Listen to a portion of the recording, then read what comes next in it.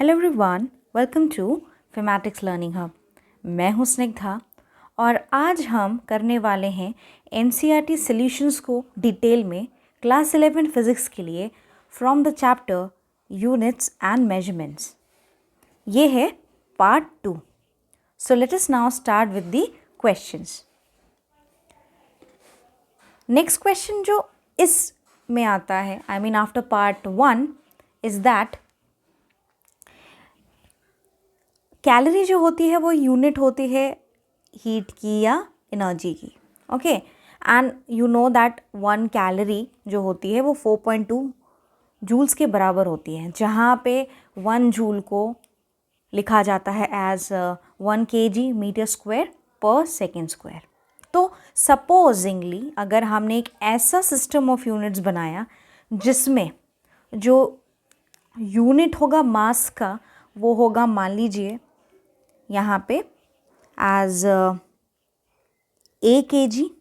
Okay, unit जो length का होगा that will be equal to, actually ये है आपका बीटा kg। ओके, सो ये करेक्शन कर लीजिए दैट यूनिट जो है मास का वो है अल्फ़ा kg के बराबर, यूनिट जो है लेंथ का वो है बीटा मीटर के बराबर, जहाँ और जो यूनिट है टाइम का वो है gamma. Right, so this is gamma seconds के बराबर। तो हमें शो ये करना है कि जो अ कैलोरी मीन्स 1 कैलोरी जो है उसका मैग्नीट्यूड होगा इतना। Okay, that is 4.2 alpha, this is basically 4.2 alpha two the power -1, beta two the power -2 and gamma two the power 2। Okay, इसके बराबर होना चाहिए अगर हम एक्सप्रेस करते हैं न्यू यूनिट्स के टर्म्स में। सो ऑब्वियसली यहाँ पे आप देख रहे हैं कि कन्वर्जन हो रहा है एक यूनिट से दूसरे यूनिट में। ओके, किस तरह से करेंगे, let us now try to find out. Okay, तो सबसे पहले तो वी नो दैट 1 कैलोरी जो होती है that is equal to 4.2 joules के बराबर, जहाँ पे आपका 1 जूल जो है it is given to be as 1 kg metre square per second square. अब यहाँ पे कन्वर्जन करना है। सबसे पहले तो एनर्जी या हीट की बात हो रही है तो आपको उसका डायमेंशन फॉर्मूला मालूम होना चाहिए। तो यहाँ पे अगर हम बात करें एनर्जी की डायमेंशनल फॉर्मूले की, आप किसी भी फॉर्मूले से निकाल सकते हैं बड़े इजीली। सपोजिंगली अगर मैंने काइनेटिक एनर्जी का फॉर्मूला लिखा है तो काइनेटिक एनर्जी एग्जैक्टली होती क्या है।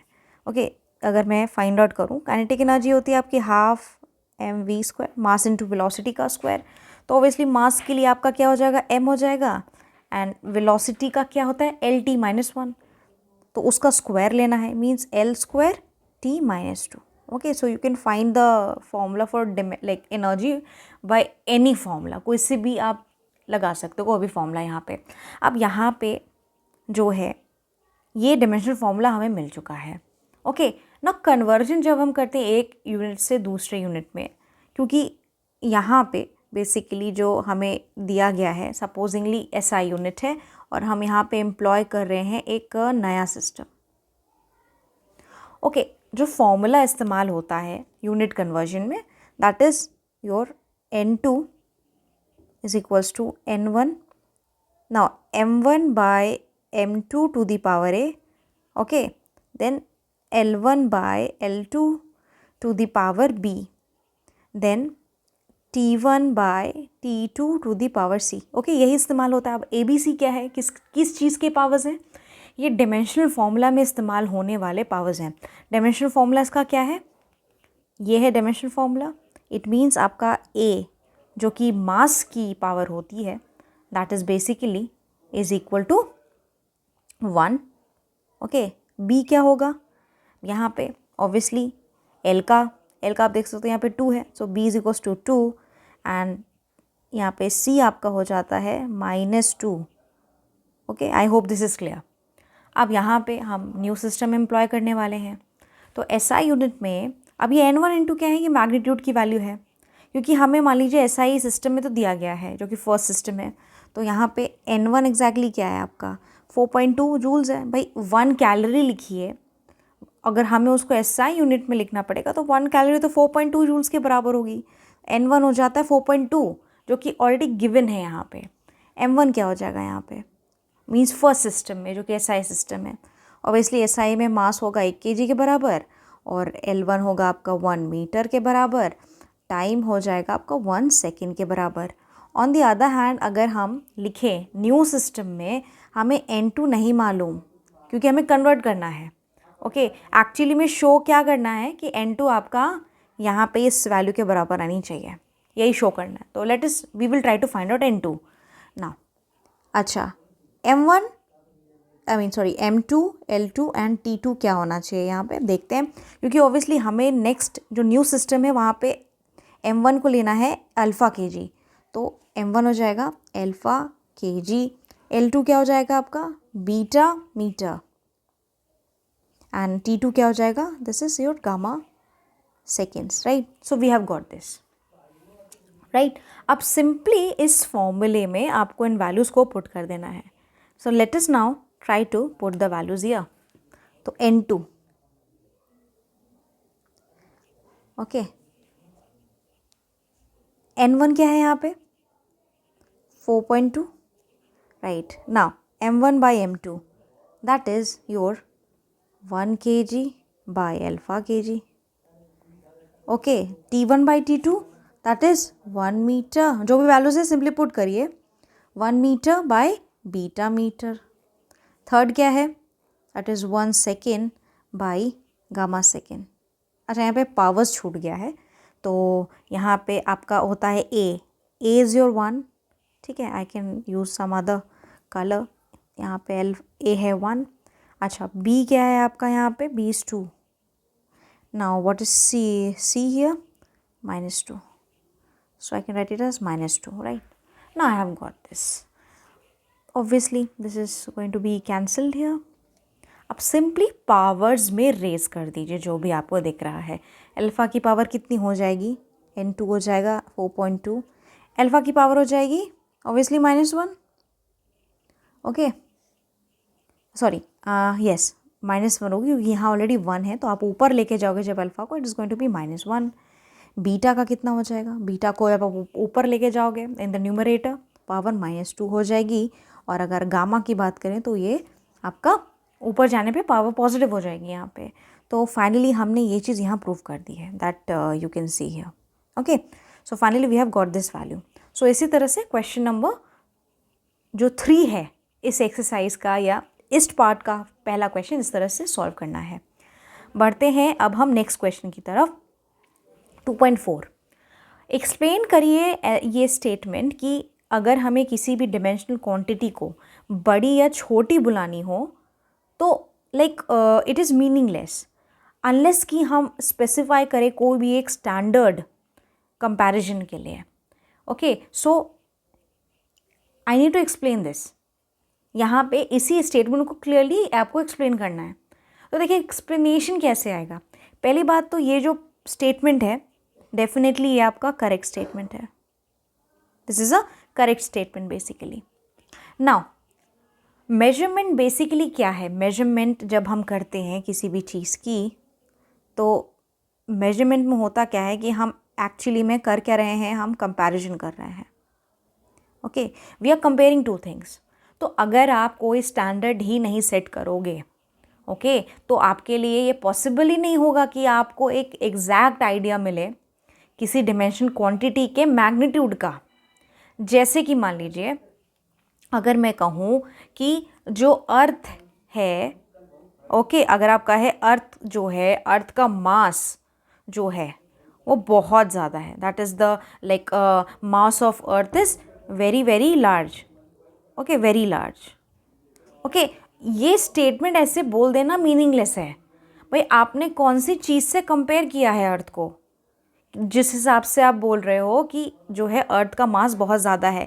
तो ऑब्वियसली यहाँ पे करेक्ट स्टेटमेंट क्या होगा, दैट कि जो मास है अर्थ का वो काफ़ी लार्ज है in comparison to any object जो अर्थ के सरफेस पे लाई करेगा। So I hope this is clear. So you cannot say that only कि mass of the earth is very large, ये मीनिंगलेस स्टेटमेंट है। आपको कहना ये पड़ेगा कि जो भी मास है अर्थ का is very large in comparison to any object that lies on its surface. So this is the explanation that you have to give here. So you can write it in your own words. Now let us come to the further statements, जहाँ पे आप देख रहे हो कि इसी statement को, पहले वाले स्टेटमेंट को ध्यान रखते हुए आपको रिफ्रेम करना है इन दिए हुए स्टेटमेंट्स को. So now let us try to reframe them. How are we going to reframe? Okay, now पहला स्टेटमेंट है एटम्स जो होते हैं are very small objects. Okay, तो करेक्ट स्टेटमेंट क्या होगा कि जो साइज होता है एटम का वो काफ़ी ज़्यादा like it is much smaller than even a like tip of a pen और a pen, right? So that will be the correct statement है. आप कोई भी चीज़ लीजिए कंपेयर करने के लिए. So first will be that जो साइज होगा of an atom, okay, is much smaller than even a like sharp pen. Tip of a sharp pen, या sharp tip of a pin. इस तरह से आपको देना है. ये हो गया पहला स्टेटमेंट. अब बढ़ते हैं नेक्स्ट स्टेटमेंट की तरफ. A jet plane moves with great speed. कहाँ पे कंपैरिजन आया? यहाँ पे कोई कंपैरिजन तो किया नहीं है. तो आप जो है मान लीजिए जेट प्लेन को कंपेयर कर सकते हैं एक सुपर फास्ट ट्रेन से. तो हम यहाँ पे इसको रिफ्रेम करेंगे. तो what are we going to say that the a jet plane, okay right, a jet plane moves with a speed greater than that of a super fast train, right? Now the comparison has been done, तो अब ये correct है. Third statement यहाँ पे हम check करते हैं. Mass of a Jupiter is very large. आपने किससे कंपेयर किया? You have to compare it suppose with earth. So mass जो है of a Jupiter is very large. आगे क्या लिख देंगे? compared to that of earth, right? So this is how you're going to do. The fourth one, the air inside, किसी room के अंदर जो एयर है, it contains a large number of molecules. Obviously it is very true. अब आप किससे compare कर रहे हैं इस चीज़ को कहने के लिए, तभी वो स्टेटमेंट एक्चुअली में करेक्ट होगा. सो हम कह सकते हैं जो एयर है inside a room contains more number of molecules. Okay, we can add this than in 1 mole of air. Okay, so 1 mole of air से जो like have compared that air inside this room contains more number of molecules than in 1 mole of air. 1 mole of air के comparison में. Okay, E1 now.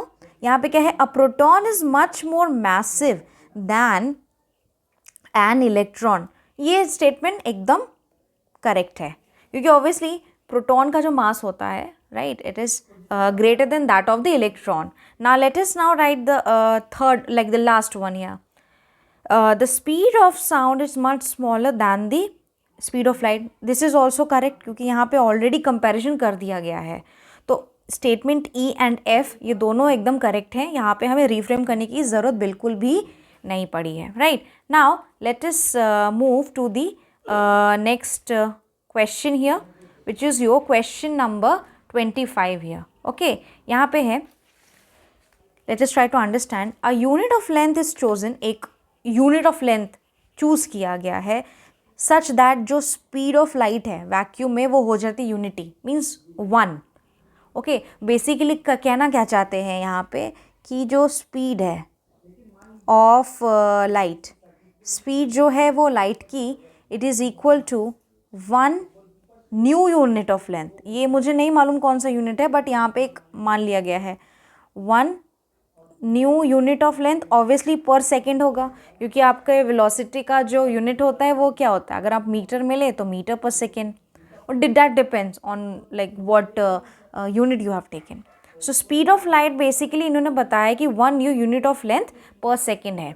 अब अगर distance between sun and earth, जो distance है सन और अर्थ के बीच में, अगर हमें एक्सप्रेस करना हो in terms of this new unit of length, okay, तो उसमें जो है लाइट जो है I think it given to take 8 minute and 20 seconds to cover that new distance. तो यहाँ पे टाइम कितना दिया गया है, time is basically given to be 8 minute 20 second. इसको सेकेंड में हम कन्वर्ट कर सकते हैं. 8 मिनट का क्या हो जाएगा, 8 into 60, because 1 minute is equal to 60 seconds, और यहाँ पे ऐड हो जाएगा 20. सो यहाँ पे एक्चुअली आपका आएगा 500 seconds. Okay, I have converted it into seconds now. अब डिस्टेंस निकालना है. ओके, डिस्टेंस का फॉर्मूला क्या होगा, distance is basically what your like the speed into time, right. तो यहाँ पे एक्चुअली में स्पीड कितनी दी गई है, 1 न्यू यूनिट ऑफ लेंथ, तो per second. So I can write it as 1. ये वैल्यू आपकी हो जाएगी. यहाँ पे बेसिकली स्पीड ऑफ लेंथ की 1 इंटू टाइम कितना हो जाएगा, I write it as capital T, क्योंकि यहाँ मैंने कैपिटल टी लिया है, सो कैपिटल टी ही लिखते हैं, इंटू 500. ओके, तो ऑब्वियसली यहाँ पे आपका डिस्टेंस जो आ जाएगा वो आएगा 500 in new units of length. Obviously new unit में ही आएगी.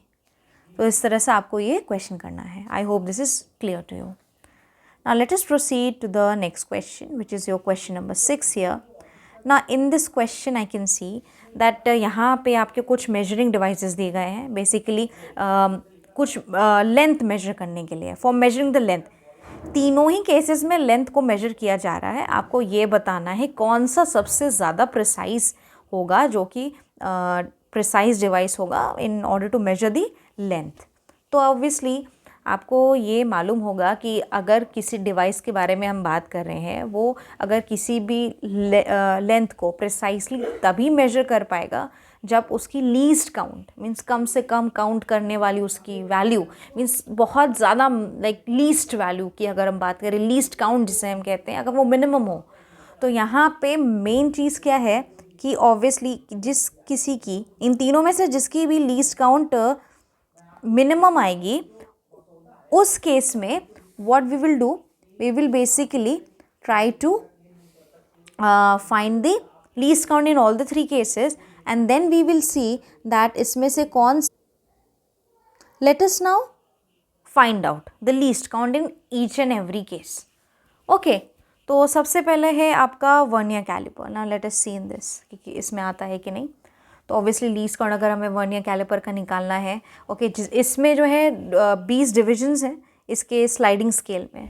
तो फॉर्मूला जो इस्तेमाल होता है आपके वर्नियर कैलिपर के लिए फॉर द फर्स्ट पार्ट, यहाँ पे it is basically equals to 1 main scale division. MSD means 1 main scale division minus 1 vernier scale division, VSD. Okay, I can also write it as 1 MSD minus 19 by 20 MSD. Okay, now this can be written as 1 by 20 MSD. Okay, अब यहाँ पे 1 main scale division, यहाँ पे हो जाएगा आपका 1 millimetre. So 1 by 20 into 1 mm. Now when you will solve it, इसको अगर हम सेंटीमीटर में कन्वर्ट कर दें तो ये आपका बन जाएगा as 1 by 200 centimetre. Okay, so millimetre to centimetre simply convert करना है. सॉल्व करने पर आपकी जो वैल्यू यहाँ पे आएगी वो आएगी 0.005 सेंटीमीटर. तो ये पहला लीस्ट काउंट आ गया किस केस में, जब हम बात करें वर्नियर कैलिपर की. So V is for vernier callipers here. अब यहाँ पे हम नेक्स्ट वाले की फाइंड आउट करते हैं, विच is your B here, screw gauge. So screw gauge again एक मेजरिंग डिवाइस है. तो यहाँ पे आपका पिच दिया गया है 1 मिलीमीटर एंड सर्कुलर स्केल पे 100 डिविजन्स है. तो फॉर्मूला जो आप इस्तेमाल करोगे लीस्ट काउंट अगर हम निकालें स्क्रू गेज के केस में, तो बेसिकली आपका होता है pitch, P is for pitch divided by जो N is the number of division जो कि आपके सर्कुलर स्केल पे है. Okay, so you can put it here. Pitch कितना है आपका यहाँ पे 1 millimetre divided by 100, right. I can also if I convert it into centimetre I will get it as 1 by 1000 centimetre. ना डेसिमल में 0.001 centimetre. This is what I have here. तो इसका भी हमें लीस्ट काउंट जो है मिल चुका है। अब लास्ट वाले का हम यहाँ पे फाइंड आउट करते हैं। एक ऑप्टिकल इंस्ट्रूमेंट है जो कि मेजर कर सकता है length to within a wavelength of a light. Okay, so जो लीस्ट काउंट होगी इस ऑप्टिकल इंस्ट्रूमेंट की C1, सो लीस्ट काउंट होगी इस ऑप्टिकल इंस्ट्रूमेंट की, वो एक्चुअली जो है बराबर है वेवलेंथ ऑफ विजिबल लाइट। तो यहाँ हम मान के चल सकते हैं विजिबल में for the red light. Okay, you can take this here. So वो बेसिकली इक्वल होती है टू 6000, क्योंकि इसकी रेंज है तो आप रेड वाली की ले लीजिए। So I can have it as 6000 angstrom.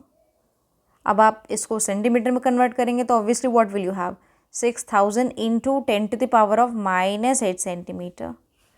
Okay, तो सिंपल डेसिमल में हम इसको कर देते हैं एक्सप्रेस। ओके, सो हम left towards the left hand side हम मूव करेंगे।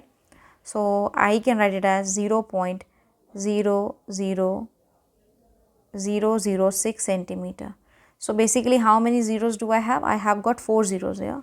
Okay, 0.00006 सेंटीमीटर हमें लीस्ट काउंट इस ऑप्टिकल इंस्ट्रूमेंट का भी मिल चुका है।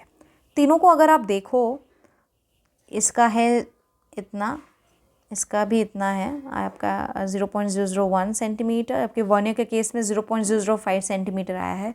सबसे कम ऑब्वियसली जो आया है आपके इस ऑप्टिकल इंस्ट्रूमेंट के केस में आया है, काफ़ी कम वैल्यू है, मिनिमम वैल्यू यही आई है।